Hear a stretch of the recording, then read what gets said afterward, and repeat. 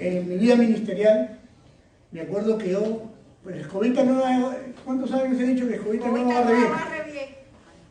Entonces, yo estaba haciendo mis pininos con el Ministerio de Voluntarios, me acuerdo, y pues ya me habían propuesto para poder trabajar para la iglesia, y entonces me acuerdo que me puse muy creativo.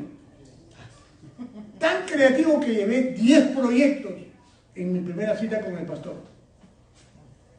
Y yo decía, no, que con esto, olvídate, me va a ascender. Recién entrando. Pues quiero que sepas que no me aprobó uno. Salí frustrado de esa reunión. Y no era porque los proyectos estaban malos, sino que estaban fuera de tiempo. Pero ¿saben qué me quería enseñar el Señor? El Señor me quería enseñar a que cada cosa tiene su tiempo y hay que ser obediente. Porque lo que me había pedido mi pastor, claro, ahora lo entiendo, lo que me había pedido mi pastor, sí. Lo que me había pedido... Marco, no me saboteé, Marco. Lo que me había pedido mi pastor no era 10 proyectos. Él solamente me había pedido que asistiera para él darme pautas, pero yo me aceleré y entré con una perspectiva diferente. ¿A cuántos le han pasado en algún momento por querer lucir mejor o por querer hacer mejor las cosas? Han hecho algo que no estaba pensado, no estaba puesto donde debía estar. ¿Cuántos le ha pasado? Entonces, hay algunos que necesitamos tener en cuenta que la obediencia es una bendición. ¿Saben quiénes consideran que la obediencia es una maldición? Los desobedientes. Por eso, si no fuera una bendición, Dios no lo hubiera puesto como una condición para recibir las bendiciones. Porque no es, porque la gente confunde y dice y la gente piensa de que si no obedece te va a salir al infierno. Eso es una mentira. Porque la obediencia tuya no va a definir si tú te salvas o no te salvas. La obediencia lo que va a hacer en tu vida es a formarte el carácter y proveerte mayores bendiciones. Ese es el propósito de las bendiciones. ¿Y cómo lo entiendes, pastor? ¿Por qué lo dices así? Porque así es sencillo. Ponte tú en los zapatos del padre. ¿El padre existe para castigar a sus hijos? ¿O el padre existe para bendecir a sus hijos? Entonces, eso es lo que es Dios. Es un padre. Por lo tanto, el padre enseña a sus hijos a obedecer. Pero ese no es el tema de hoy. ¿Amén? Aunque eso fue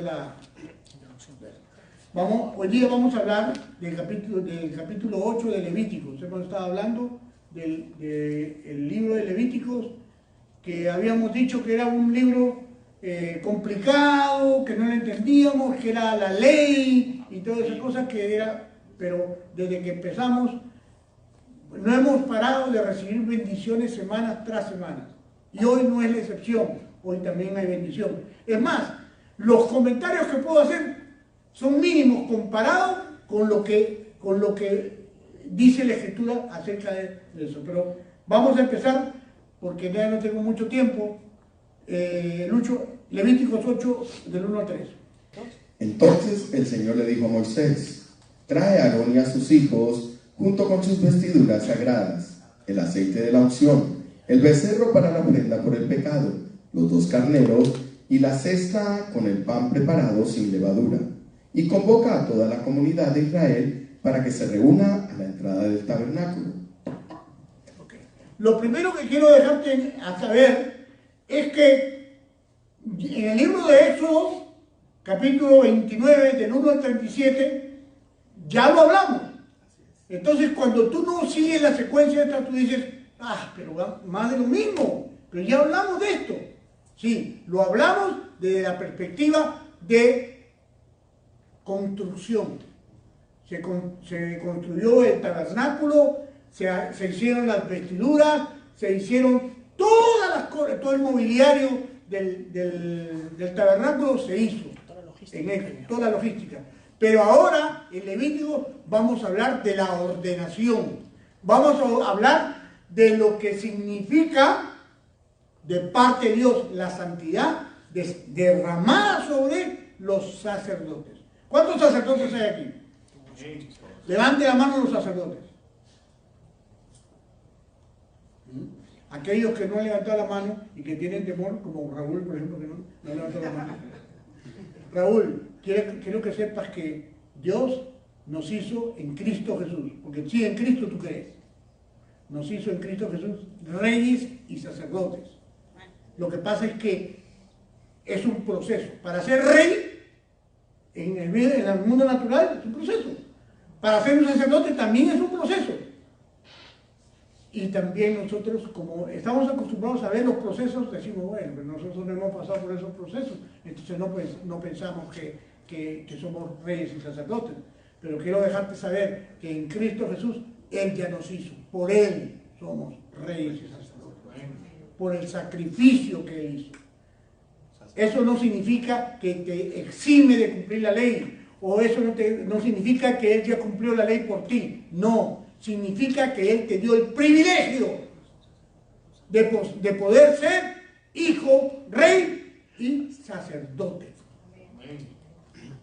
Porque Cristo Jesús nos compró ese lugar. Amén. Entonces, cuando yo digo cuántos sacerdotes hay aquí, es porque necesito que te identifiques con el tema. Una de las cosas que quisiera es que tú, ahí donde tú estés, seas hombre, mujer, niño, mires esto como si fueras tú metido ahí. ¿Me dejo entender? Como si Moisés te estuviera consagrando, llamándote a ti y consagrándote. Porque empieza diciendo, entonces el Señor le dijo a Moisés, ¿quién era Moisés?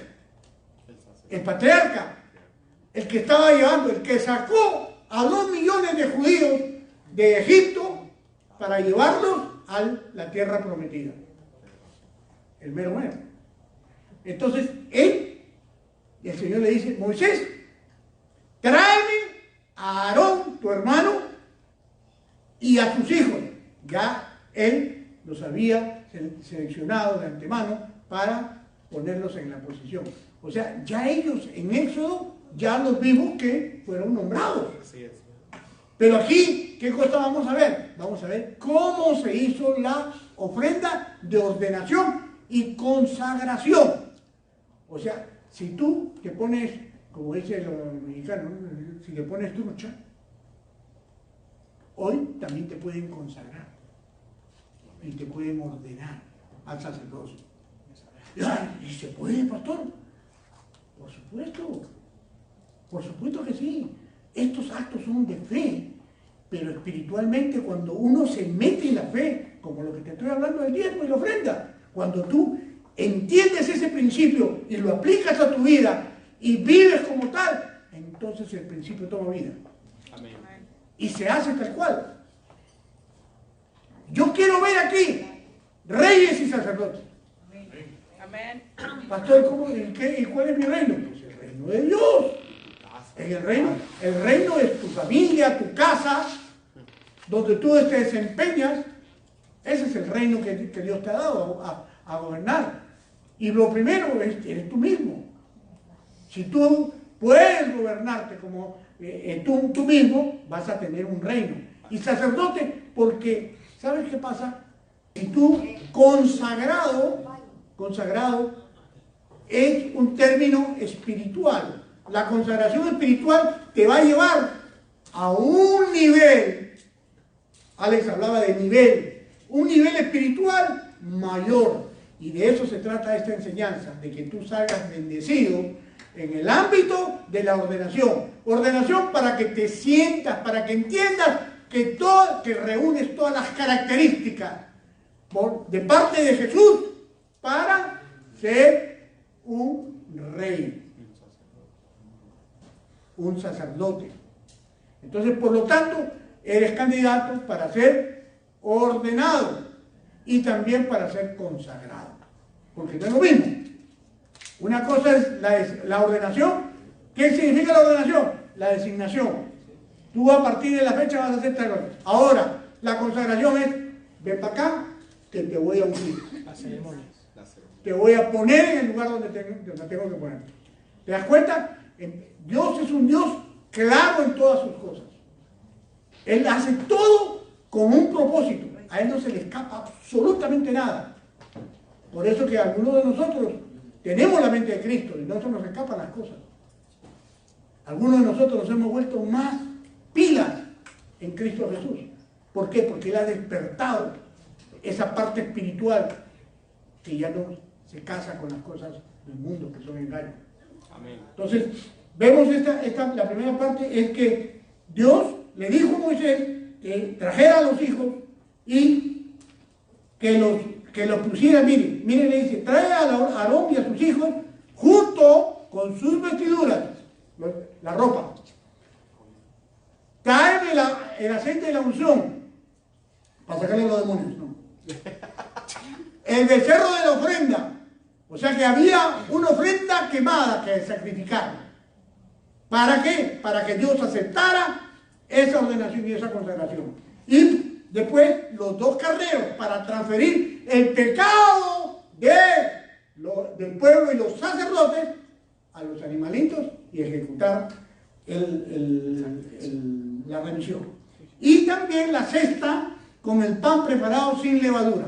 Recuerda que dijimos que solamente en las fiestas especiales, lo habló Lucho la semana pasada, en las fiestas especiales, en las fiestas santísimas, iban las ofrendas sin levadura.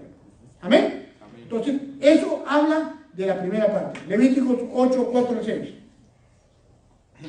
Así que Moisés siguió las instrucciones del Señor y toda la comunidad se reunió a la entrada del tabernáculo. Moisés les anunció: esto es lo que el Señor nos ha ordenado que hagamos.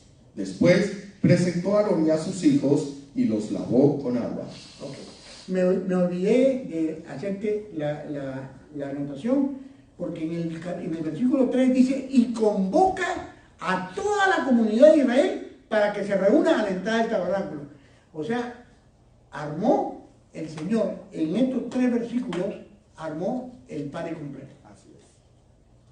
¿Y por qué llamó a toda la comunidad? ¿Por qué? Porque iba a nombrar a su sumo sacerdote con todos los sacerdotes que iban a oficiar toda la ceremonia de ese pueblo. 2 millones de personas. ¿Usted cree que 2 millones de personas necesitarían ser ministradas o no? Por supuesto. Además, esas 2 millones de personas que habían salido fueron sacadas milagrosamente por un Dios santo, por un Dios sobrenatural. O sea que era necesario que ese pueblo tuviera sus sacerdotes. Por lo tanto, ahí vemos que esa característica. Dice, así que Moisés siguió las instrucciones del Señor. Miren, todo Levítico repite y repite y repite que Moisés era súper obediente. Por eso que ahora les hablé temprano, cuando estábamos hablando de la canción esta que hablamos. Moisés no era así. Moisés era rudo, era un soldado, un general, rudo. Y la Biblia registra que ese tipo mató al egipcio facilito. Y después lo escondió él solo. O sea que cuando estamos hablando de la persona de Moisés, de antes y la de ahora, completamente diferente. Pues este Moisés obediente dice que siguió las instrucciones del Señor, a toda la comunidad la reunió al entrar al tabernáculo. Y Moisés les anunció que el Señor había ordenado, que iban a hacer lo que él había ordenado. Después presentó a Aarón y a sus hijos y los lavó con agua. ¿Qué entendemos aquí? ¿Qué está pasando? Todos los actos que los judíos hacen, ceremonialmente hablando, lo hacen primero lavándose las manos. Usted va a Israel, va a ir al hotel, al muro, y ahí está abajo, ahí está entradita la pila para que usted se lave las manos. Es más, lo están chequeando. Para que se ponga su kipá, se lave las manos y vaya a orar al cóctel. ¿Por qué? ¿Qué significa lavarse las manos? Porque cualquiera de nosotros diría, no, pero si acabo de echarme perfume y la mano está limpia. Sí, pero tu conciencia no está limpia. Y cuando hablamos de lavamientos aquí, estamos hablando de purificación. Dios estaba hablando de que Moisés tenía que hacer el acto de purificar al sumo sacerdote que estaba por nombrar y a los hijos. ¿Amén? Era una ocasión importante.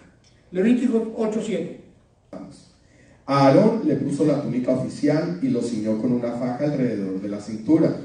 Lo vistió con el manto, le puso encima el efod y el asegurado con la faja decorativa. Aquí vemos que las vestimentas oficiales que vimos en Éxodo ya estaban siendo utilizadas. Y por eso dice que son vestimentas oficiales que iban a usar ya los sacerdotes. Entonces, ¿qué estamos viendo acá? Estamos viendo la ordenación, estamos viendo el acto espiritual que se está viendo. Por eso digo, ¿te estás mirando, Jani, con las vestimentas acá? Porque hay que mirarse. Algo impresionante que me habló Dios acá, ni bien bajé del carro. Es que hoy, como no nos vemos como sacerdotes, nos vestimos como nos da la gana. Sí.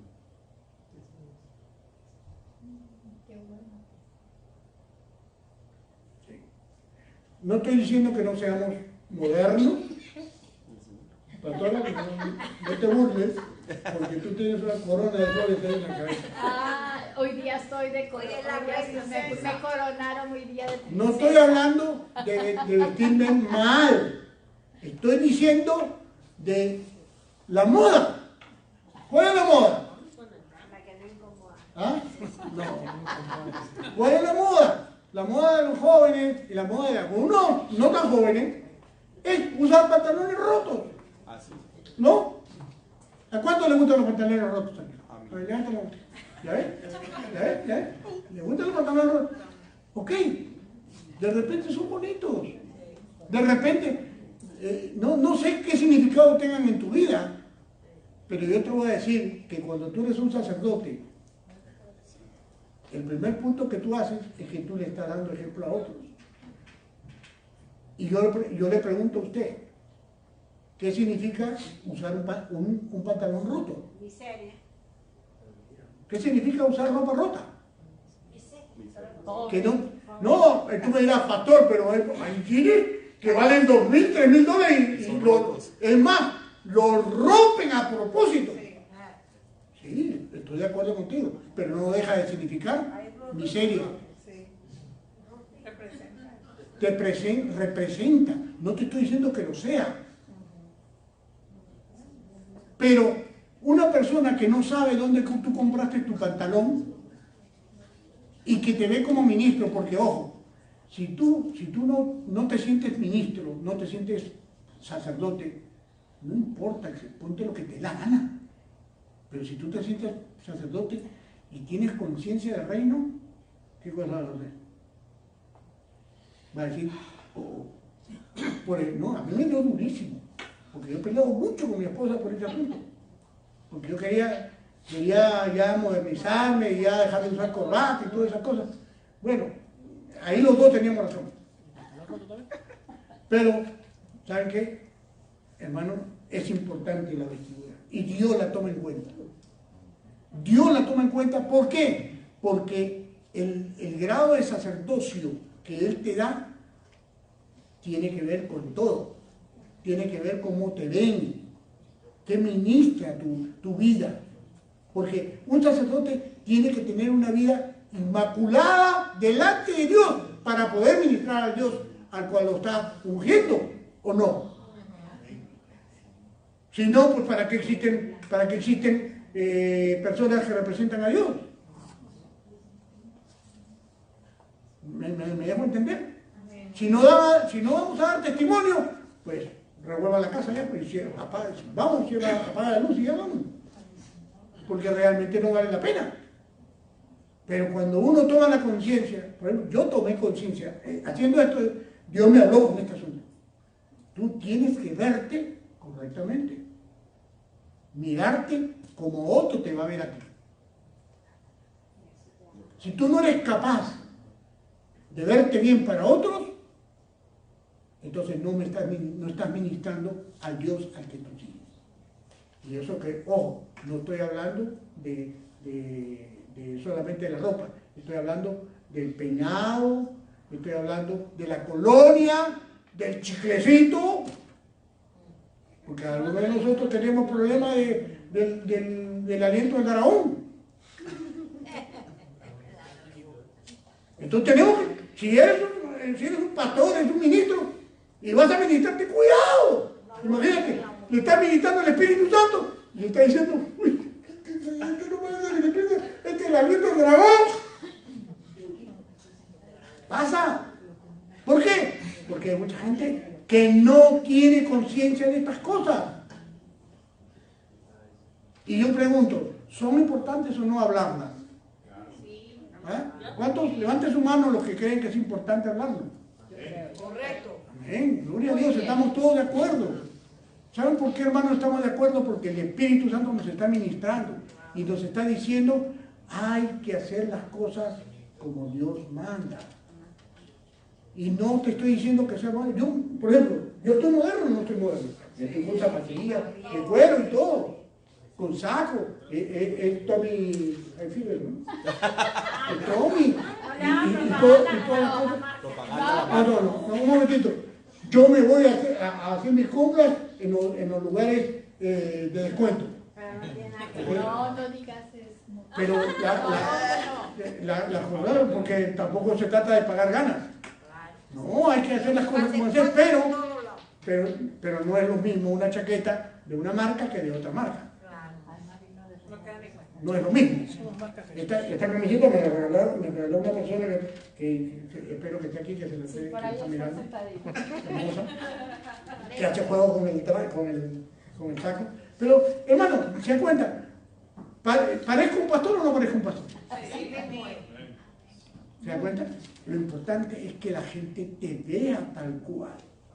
Alguien me dijo una vez, me acuerdo, eso me quedó grabado, porque era una de las personas que decía, no, es que en una reunión ministerial, no, es que la gente no me llama pastor, la gente me llama por mi nombre. Y decía, y el pastor dijo, mira, si te llaman por tu nombre, es porque no ven al pastor que ven que hay en ti. Pero si en algún momento, cuando te necesitan, te llaman pastor, es porque ellos van a recibir la administración. Así que no te preocupes por eso. Y eso vino a mi mente y me dijo, yo no quiero que la gente me llame a mí pastor por lo que aparento, sino por lo que luzco en el espíritu.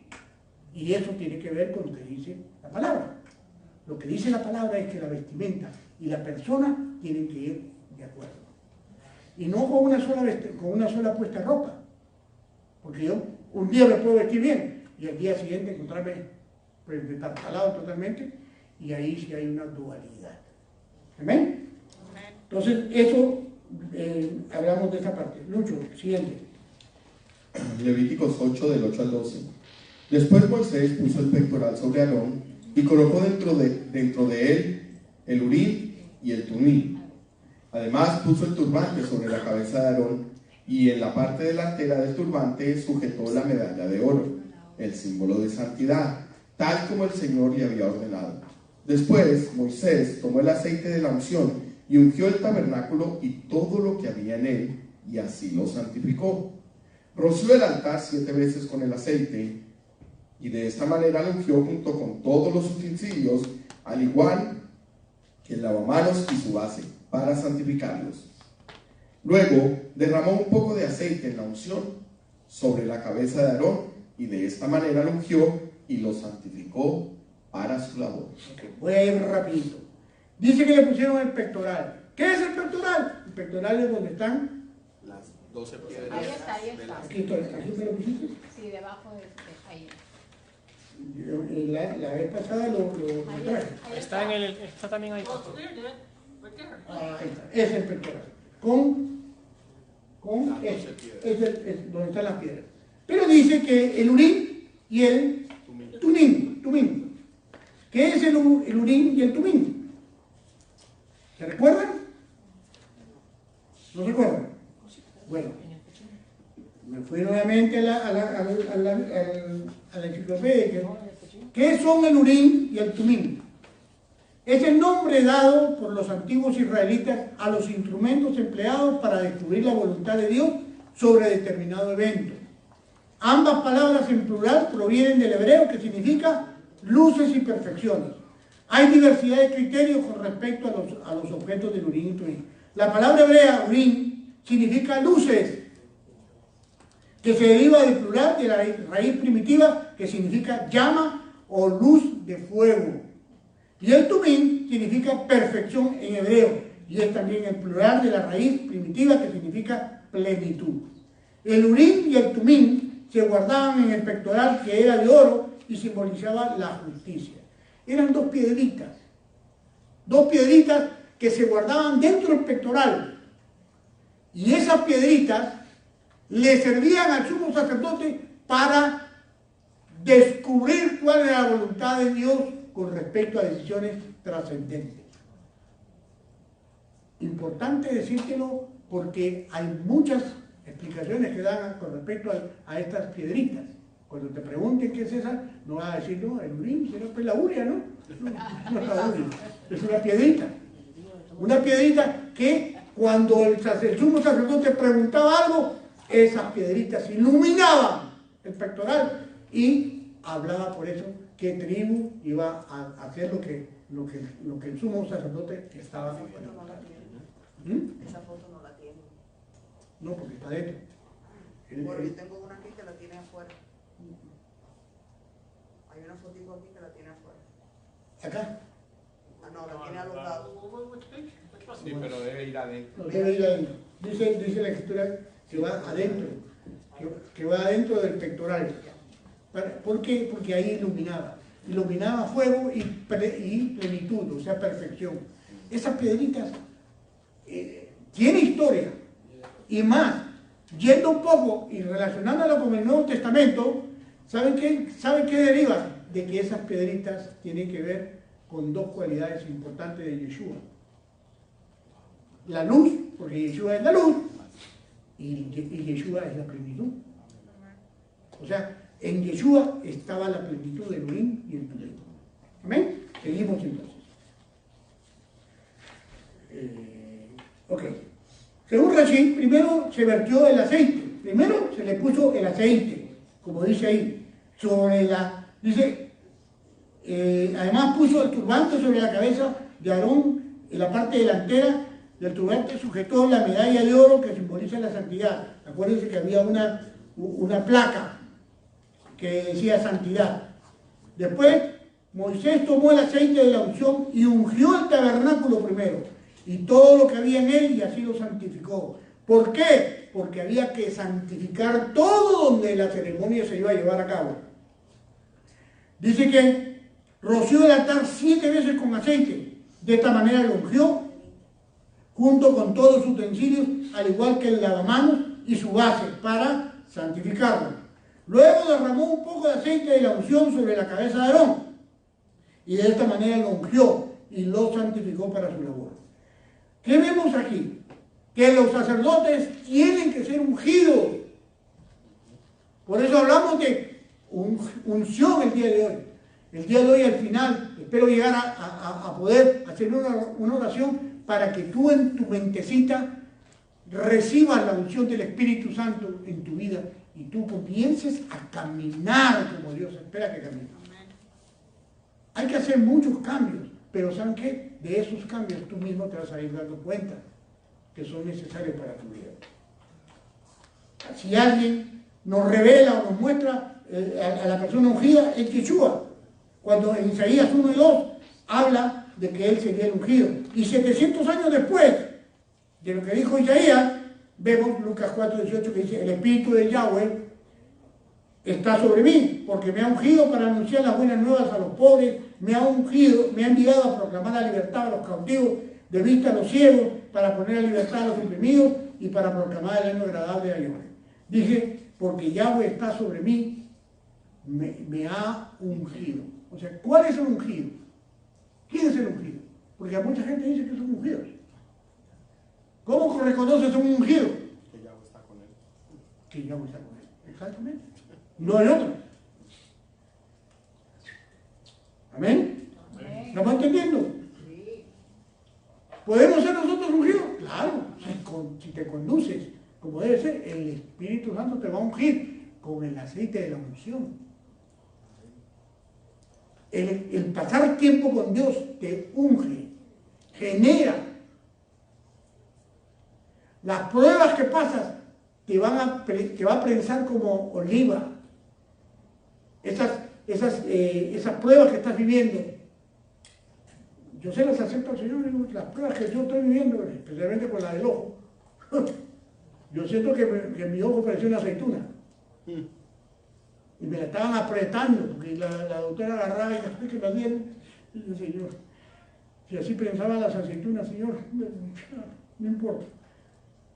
No me queda con anestesia. Y aún así. Y aún así. Pero uno tiene que ir entendiendo que sí, Dios está ungiendo este tiempo. Levíticos 8, 13 y 14. Después, Moisés presentó a los hijos de Aarón, los vistió con sus túnicas, las ató con las fajas y les colocó los gorros especiales, tal como el Señor le había ordenado. Luego Moisés presentó el becerro para la ofrenda por el pecado. Aarón y sus hijos pusieron sus manos sobre la cabeza del becerro. Acá hay dos puntos importantes. El primer punto es que Moisés presentó a los hijos de Aarón y también los vistió. Y le ató las fajas, le puso los gorros, que no eran lo mismo que la tiara que le había puesto a sumo sacerdote. Y también dice que Moisés presentó el becerro para la ofrenda por el pecado, y Aarón y sus hijos pusieron las manos sobre la cabeza del becerro. Esa es una expresión de exaltar en lo que estaba pasando. Era mostrándole al pueblo que la ceremonia era totalmente digna y que era una confesión pública de los pecados personales y la transferencia de la culpa de los sacerdotes.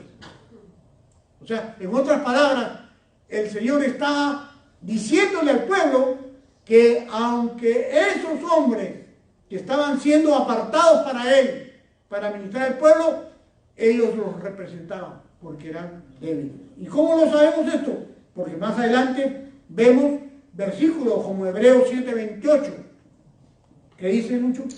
La ley nombra a sumos sacerdotes que están limitados por debilidades humanas, pero después de que la ley fue entregada, Dios nombró a su Hijo mediante un juramento, y su Hijo ha sido hecho el perfecto sumo sacerdote para siempre. ¿Se dan cuenta?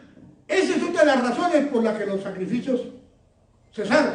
Así es. Porque los sacerdotes eran débiles en su carne, fallaban mucho.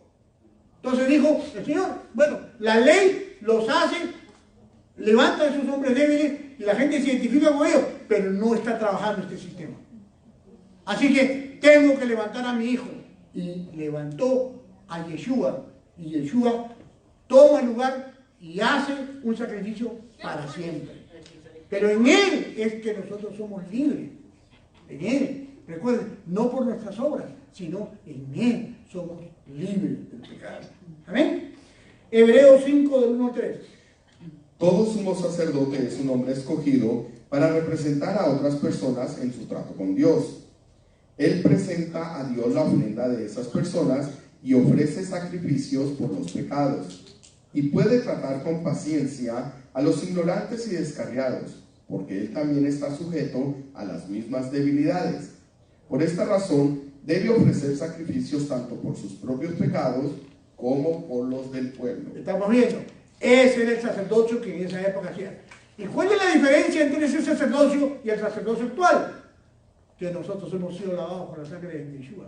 Y entonces nosotros somos sacerdotes no para atender a otra persona. O sea, yo no soy un sacerdote para atender a Lucho. Yo soy un pastor no para cumplir esta función de limpiar el pueblo. No, yo debo limpiarme a mí mismo. Yo soy sacerdote en mi propio tabernáculo. ¿Cuál es el tabernáculo de cada uno?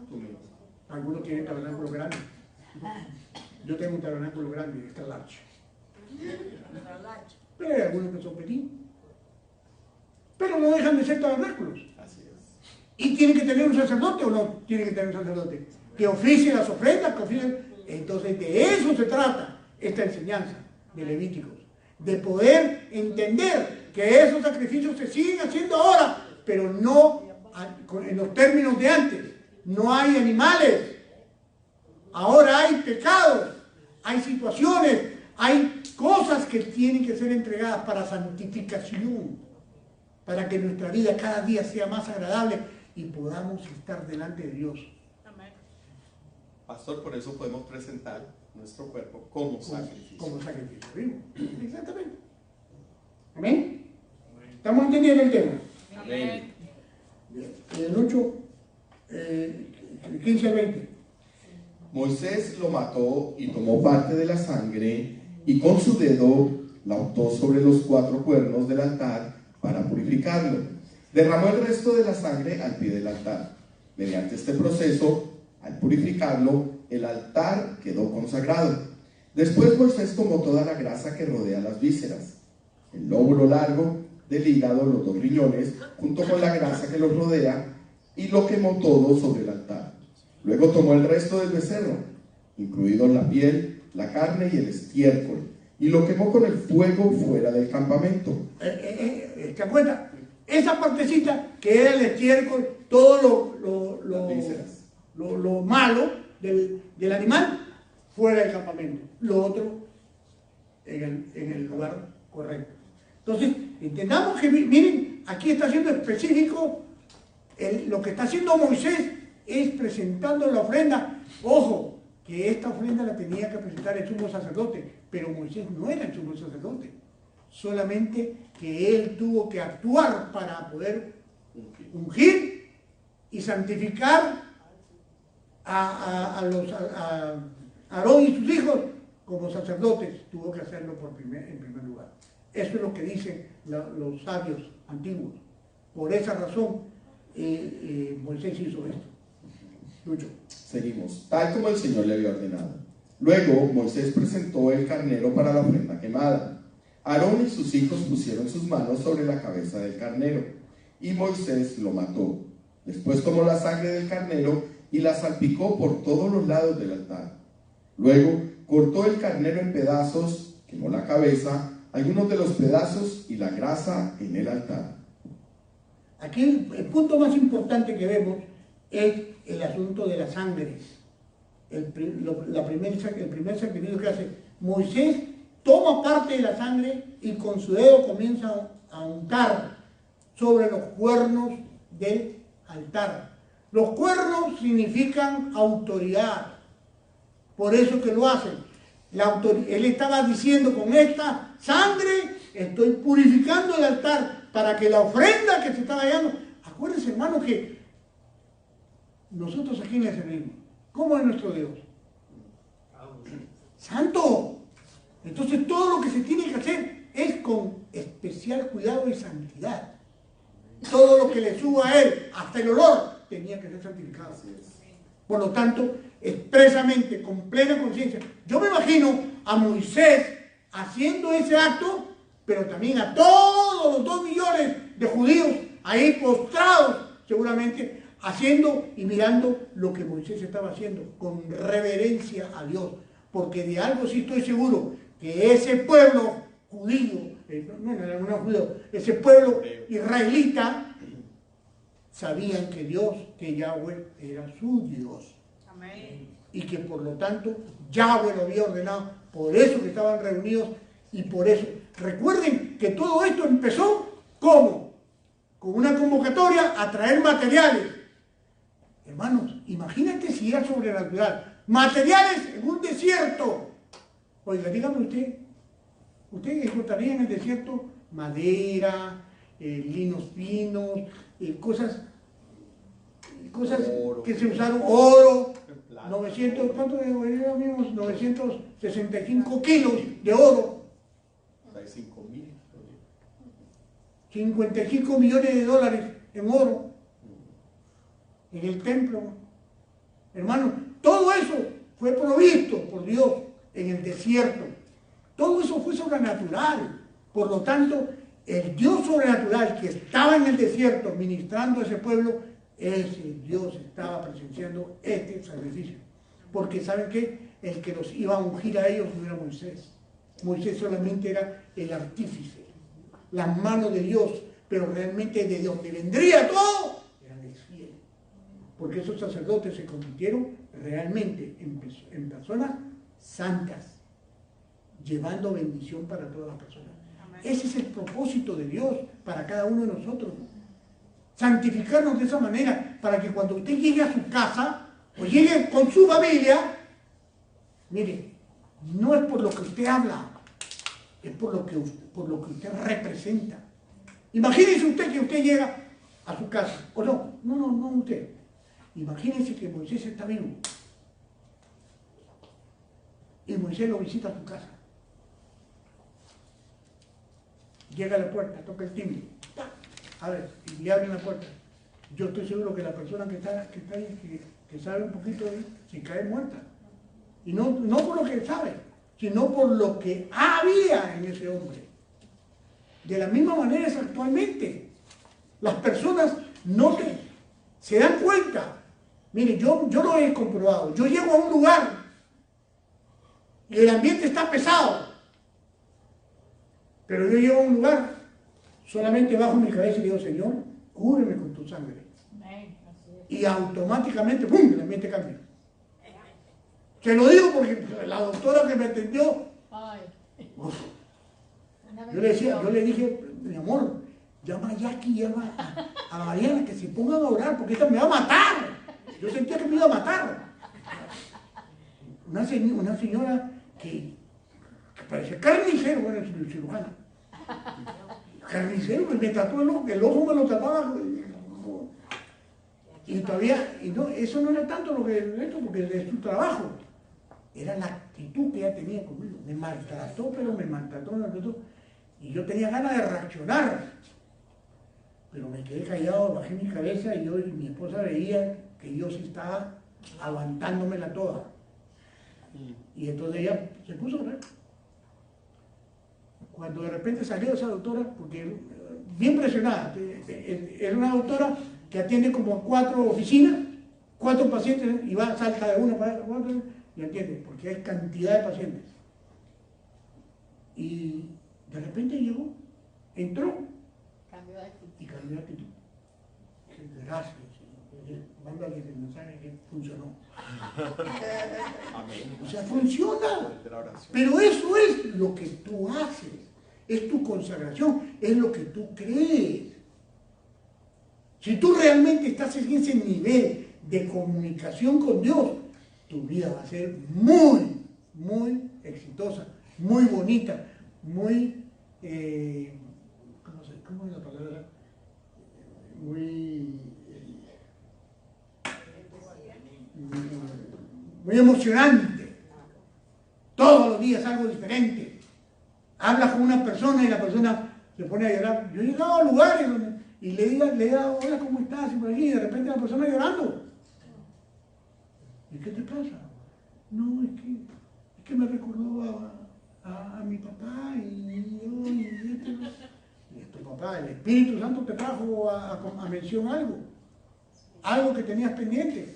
Entonces ahí uno tiene que sacar la palabra y darle refuerzo. ¿Por qué? Porque Dios lo tenía preparado para ti. Amén. Okay. El acto que se suscitó en ese momento representa una cosa muy importante, que la sangre del Mesías tiene autoridad. Aquí termino, ¿ok? De 1 Corintios 11, 25. Dice, de la misma manera, tomó en sus manos la copa de vino después de la cena y dijo, esta copa es el nuevo pacto entre Dios y su pueblo, un acuerdo confirmado con mi sangre. Hagan esto en memoria de mí todas las veces que la beban. Yeshua sabía, el Señor sabía que nosotros necesitamos no tomar la cena cada vez que se le ocurra al pastor. Por eso que nosotros no hacemos Santa Cena a la manera de antes. La hacemos toda la semana en el Shabbat. Amén. Y las hacemos en las fiestas. Así es. A propósito, ya viene la Pascua. Aparte en su tiempo, ¿qué día es la Pascua? 15 de abril. 15 de abril acá, Así es. Sí. la cena. Sí, la- Viernes, el viernes 15 de abril. Prepara porque vamos a tener la cena de Pesach aquí. No es la cena por hacer, es simplemente la cena a la manera de la Biblia, pero con Yeshua como cabeza. Amén. Amén. Efesios 1:7, Lucho. Dios es tan rico en gracia y bondad que compró nuestra libertad con la sangre de su Hijo y perdonó nuestros pecados. La sangre, eso es para ver que así como Moisés usó la sangre para santificar el altar, así mismo, la sangre de Yeshua tiene poder para todo lo que se nos ocurra que está pasando en nuestras vidas. La sangre tiene poder.